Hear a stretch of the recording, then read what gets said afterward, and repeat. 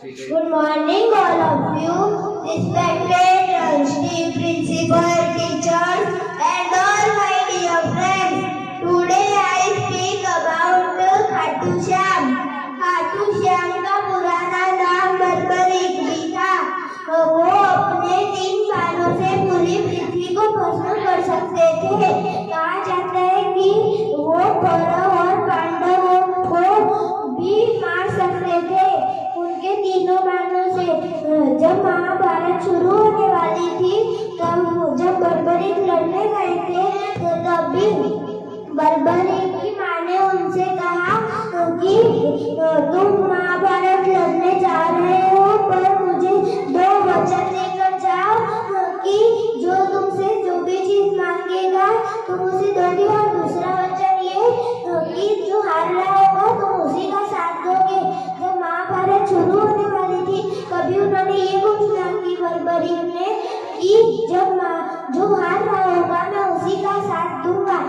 तब कृष्ण जी एक पेड़ के पास खड़े हो गए और तभी कृष्ण जी ने कहा मैं तुम्हें योद्धा तब मानूं जब तुम अपने एक बाण से पूरा पेड़ के पत्तों को सब में छेद करके बताओ.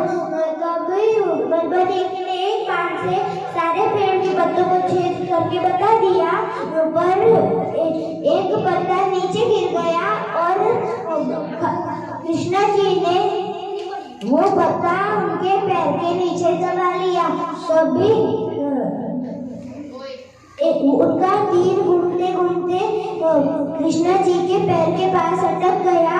तभी बर्बरीक ने कहा प्रभु आप आपका पैर हटा लीजिए, आपने मुझे सारे पत्तों में छेद करके बताने का कहा है, आपके पैर पर नहीं. तभी कृष्ण जी समझ गए कि ये महाभारत में सबको ढूंढ ढूंढ कर मारेगा और अगर कौरव हार रहे होंगे तो फिर पांडवों का जीतना नामुमकिन होगा. तभी वो उनके महल में गए और उधर द्रोणाचार्य ने आकर ये घोषणा की कि कौरवों के राजकुमार उनसे ये पूछ रहे थे कौन पांडवों की सेना को कितने दिनों में मार सकता है. उनके सारे भाइयों ने कहा मैं उनको 6 दिन में मार सकता हूँ, मैं उनको 15 दिन में मार सकता हूँ. ऐसे करते हुए द्रोणाचार्य ने सारी बातें कही. तभी कृष्ण जी ने उनका ब्राह्मण का रूप धारण किया और वो बर्बरीक के पास गए और बर्बरीक को कहा मैं तुमसे जो चीज मांग रहा हूँ क्या तुम मुझे वो दोगे. तभी बर्बरीक ने कहा हाँ तुम मांगो मैं तुम्हें दे दूंगा. तभी बर्बरीक को कृष्ण जी ने कहा कि नहीं मैं जो तुमसे मांगने वाला हूँ तुम मुझे वो नहीं दे पाओगे.